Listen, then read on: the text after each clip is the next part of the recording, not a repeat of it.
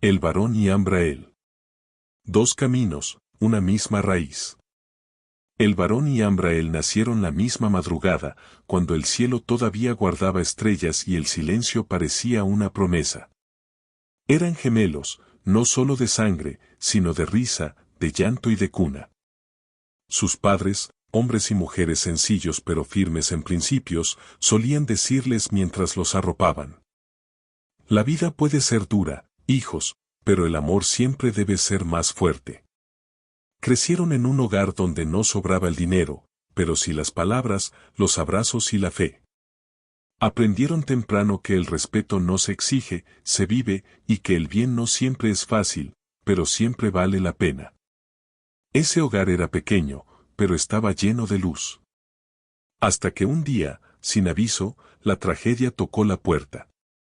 Un accidente absurdo, de esos que no piden permiso ni explicaciones, apagó la vida de sus padres. Aquella noche no solo quedaron huérfanos dos niños, quedó rota una historia que apenas comenzaba. El varón y Ambrael se abrazaron con fuerza, sin entender que ese abrazo sería el último compartido durante muchos años. El destino, o la dureza del sistema, decidió separarlos. Dos hogares, dos caminos. El varón fue enviado a un hogar donde la disciplina era castigo y el afecto, una rareza. Allí aprendió a sobrevivir, no a sentir. Nadie le enseñó a llorar, le enseñaron a endurecerse. La calle terminó de hacer el resto. En ella descubrió que el miedo da poder y que la violencia impone respeto. Cada golpe recibido se convirtió en una promesa silenciosa: nunca volveré a ser débil. Con los años, el varón escaló posiciones en el mundo oscuro del crimen.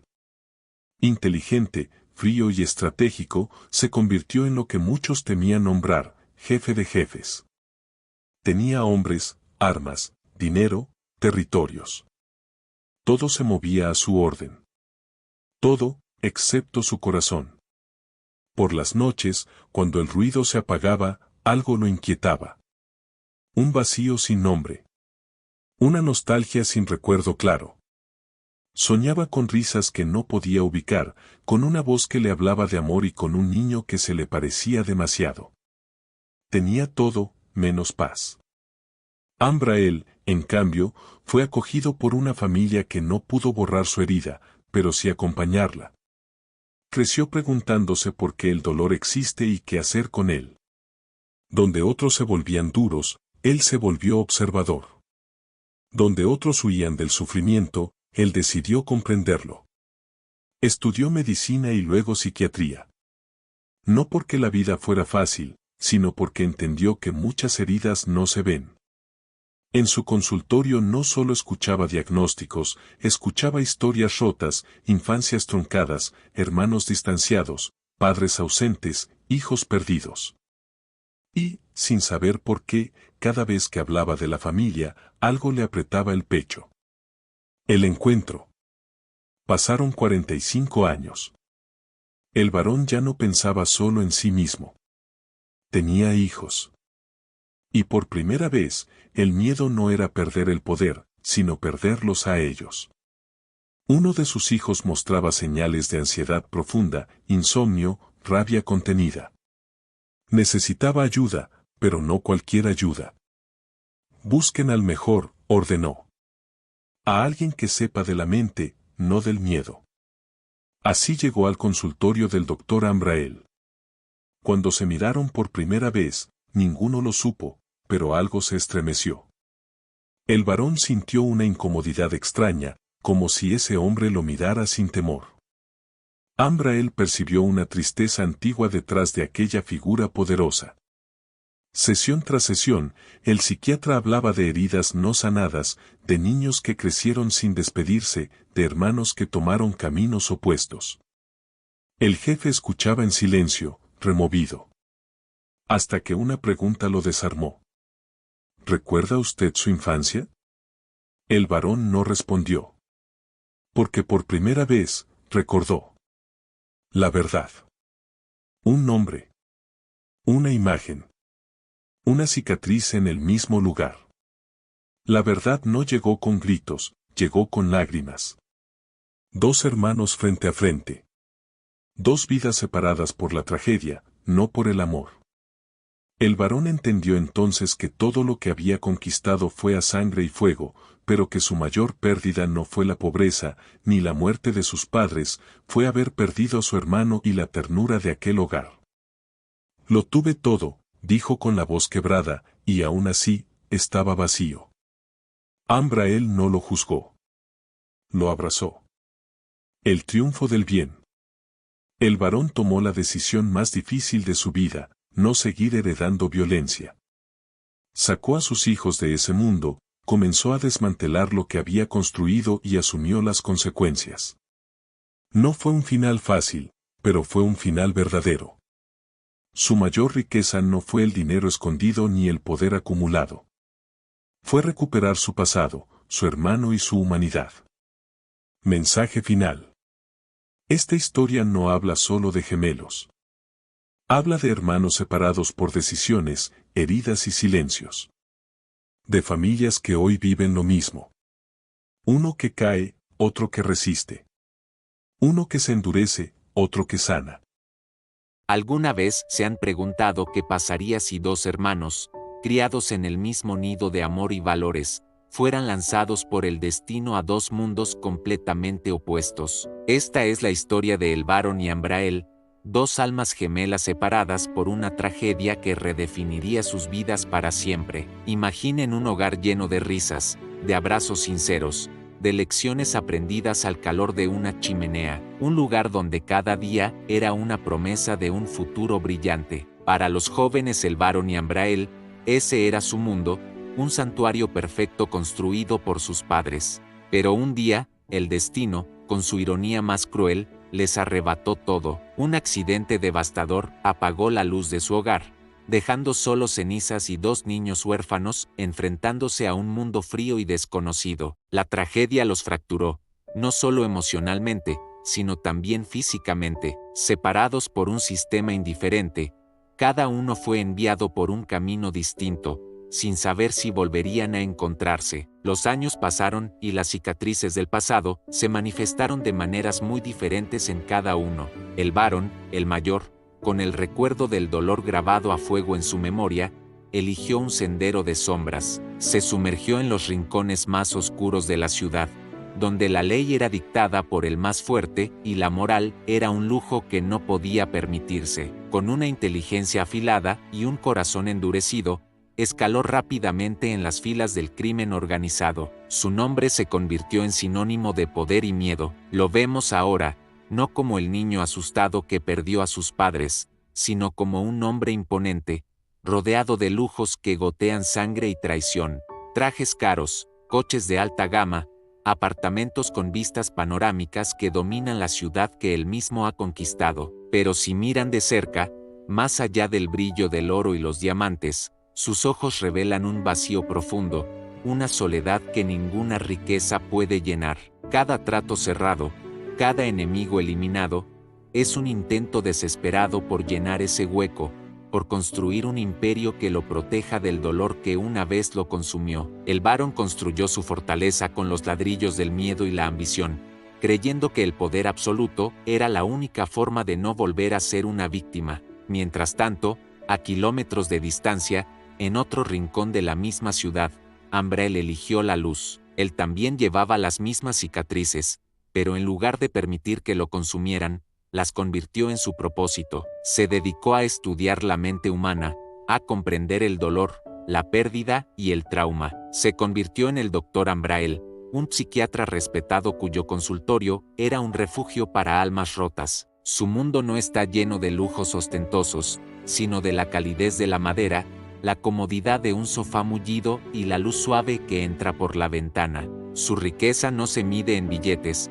sino en las vidas que ha ayudado a sanar, en las lágrimas que ha secado y en la esperanza que ha restaurado. Ambrael pasaba sus días escuchando, comprendiendo, guiando a otros a través de los laberintos de su propia mente. Él sabía, por experiencia propia, que las heridas más profundas no son las que se ven, sino las que se llevan en el alma. Dedicó su vida a ser el faro que él mismo necesitó en su momento más oscuro, sin saber que su mayor desafío estaba a punto de cruzar la puerta de su consultorio. El destino, que una vez los separó con tanta crueldad, ahora tejía sus hilos para reunirlos de la forma más inesperada. El Barón, el rey del inframundo, a pesar de todo su poder y control, se encontraba atormentado. Pesadillas recurrentes, ataques de ansiedad y una sensación de vacío que lo ahogaba lo llevaron, por recomendación de uno de sus pocos asociados de confianza, a buscar ayuda profesional. Sin saberlo, la dirección que le dieron lo llevó directamente a la puerta del doctor Ambrael. Imaginen la escena: el Barón, con su aura de peligro y poder, entra en el tranquilo santuario de Ambrael. El contraste es brutal. El hombre que vive de la oscuridad se sienta frente al hombre que vive de la luz. La tensión en la habitación es casi palpable. Ambrael, profesional como siempre, comienza la sesión, haciendo las preguntas correctas, intentando desentrañar la mente de este nuevo y enigmático paciente. El Barón, por su parte, se muestra reacio, cínico, habla de su negocio, de la presión, del estrés, pero todo en términos vagos, midiendo cada palabra. La ambición choca frontalmente con la introspección, el poder contra la vulnerabilidad. Durante varias sesiones, la dinámica se repite. Ambrael intenta derribar los muros de El Barón, mientras este último se resiste, viendo la terapia como un signo de debilidad.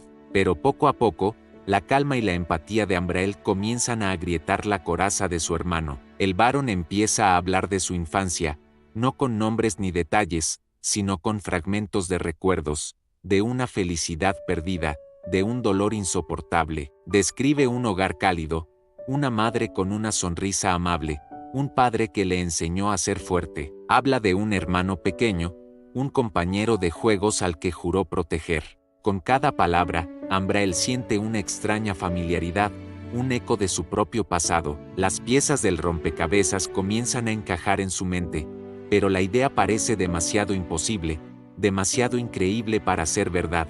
No podía ser, ¿o sí? La ciudad era grande, pero el destino a veces tiene un sentido del humor muy retorcido. La sospecha se instala en el corazón de Ambrael, una mezcla de esperanza y temor. El clímax de esta increíble historia llega en una sesión particularmente intensa. Ambrael, siguiendo su intuición, le pide a El Barón que describa un recuerdo específico, el más feliz de su infancia. El Barón, con la voz quebrada por primera vez, describe un día de verano en un jardín, construyendo un pequeño fuerte de madera con su hermano. Describe un colgante, un amuleto con dos mitades de un sol que sus padres les regalaron, prometiéndoles que mientras cada uno tuviera su mitad, siempre estarían conectados. En ese instante, el tiempo se detiene. Ambrael, con manos temblorosas, saca de debajo de su camisa su propio colgante, la otra mitad del sol. Lo pone sobre la mesa.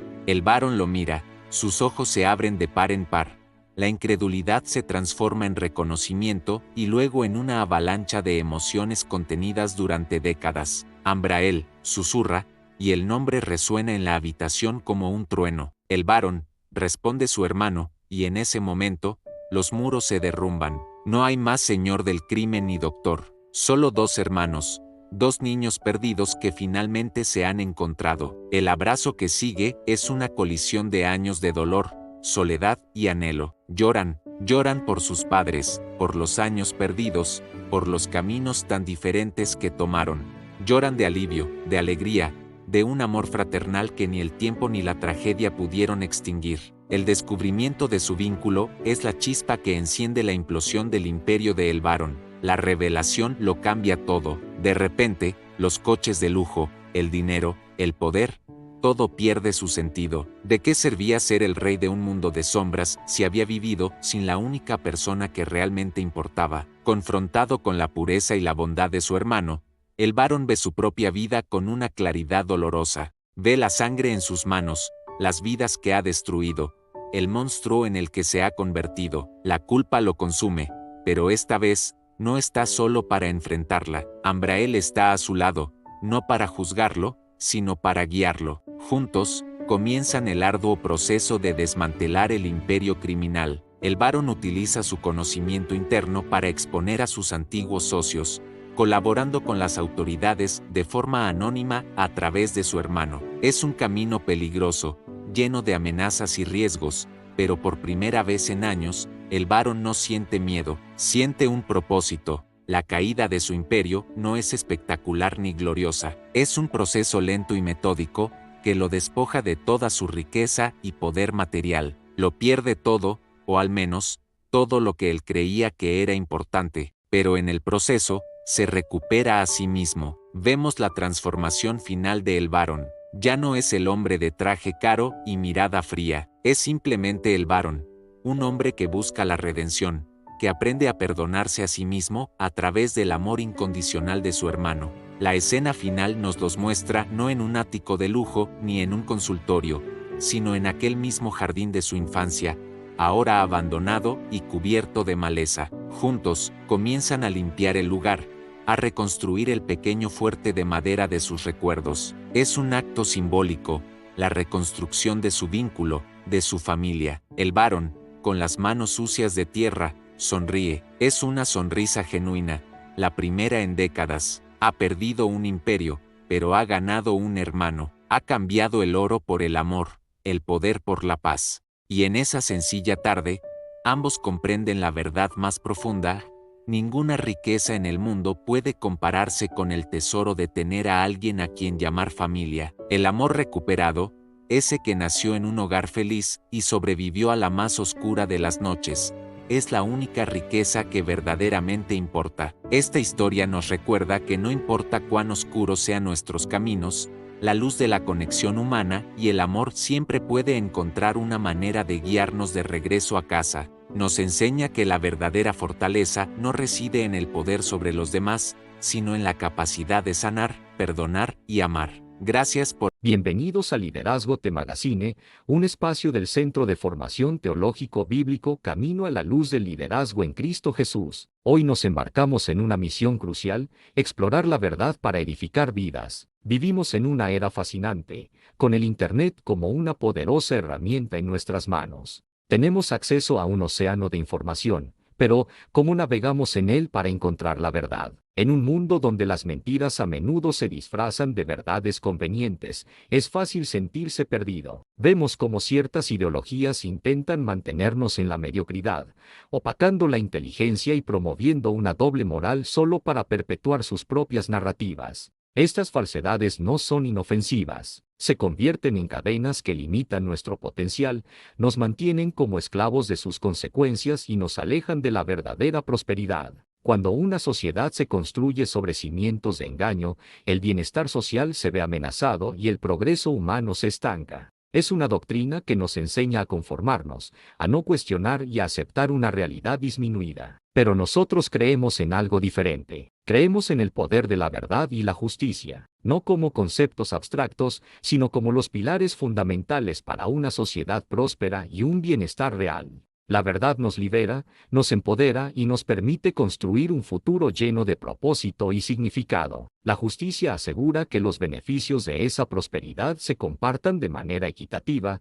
creando un entorno donde cada individuo pueda florecer. En nuestro centro, nos dedicamos a desentrañar estas verdades a través de una perspectiva contemporánea, anclada en principios sólidos. Creemos que el liderazgo genuino no se trata de imponer una visión, sino de iluminar el camino para que otros encuentren su propio potencial. Un liderazgo basado en Cristo Jesús es un liderazgo de servicio, de integridad y, sobre todo, de amor por la verdad. El adoctrinamiento busca apagar la luz de la inteligencia, pero el conocimiento la enciende. Nos invita a pensar críticamente, a discernir entre lo bueno y lo malo, y a tomar decisiones informadas que nos beneficien a nosotros y a nuestras comunidades. No se trata de tener todas las respuestas, sino de tener el coraje de hacer las preguntas correctas y buscar la verdad sin miedo. ¿Cómo podemos aplicar esto en nuestro día a día? Empieza por ser honesto contigo mismo y con los demás. Cuestiona la información que consumes. No aceptes narrativas que buscan dividir o sembrar miedo. En cambio, busca fuentes que promuevan la unidad, la comprensión y el crecimiento mutuo. Rodéate de personas que te inspiren a ser mejor, que valoren la honestidad y que te desafíen a crecer intelectual y espiritualmente. La prosperidad humana no es solo económica, es un bienestar integral que abarca nuestra mente, nuestro cuerpo y nuestro espíritu, y ese bienestar solo puede florecer en un terreno fértil de verdad y justicia. Cuando rechazamos la mentira y la doble moral, rompemos las cadenas que nos impiden alcanzar nuestro máximo potencial. Te invitamos a unirte a nosotros en este viaje, un viaje para redescubrir la verdad en un mundo de confusión. Un viaje para construir vidas sólidas, familias fuertes y comunidades prósperas, porque cuando caminamos en la luz de la verdad, no solo transformamos nuestras propias vidas, sino que también nos convertimos en faros de esperanza para el mundo que nos rodea. Gracias por acompañarnos en esta reflexión. Este es solo el comienzo de una conversación mucho más grande. Te animamos a explorar más, a profundizar en estos temas y a ser un agente de cambio en tu propio círculo de influencia. No olvides suscribirte a nuestro canal, Liderazgo Te Magazine, para no perderte nuestros próximos contenidos. Juntos, podemos seguir explorando la verdad y edificando vidas. Hasta la próxima.